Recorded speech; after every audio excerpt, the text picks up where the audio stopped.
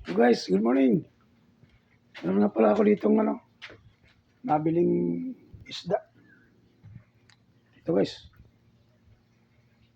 Ayan. Yung nabili akong isda dito. Medyo mura lang to. Tiaw. Tiaw kung tawagin sa amin to, guys. Tiaw. Yung iba nito, ulamin. Ulamin namin. Tsaka yung iba naman gagawin kong gagawin kong daing. Para malagdagan yung collection ko sa paggawa ng daing. Tsaka meron ako dito guys eh.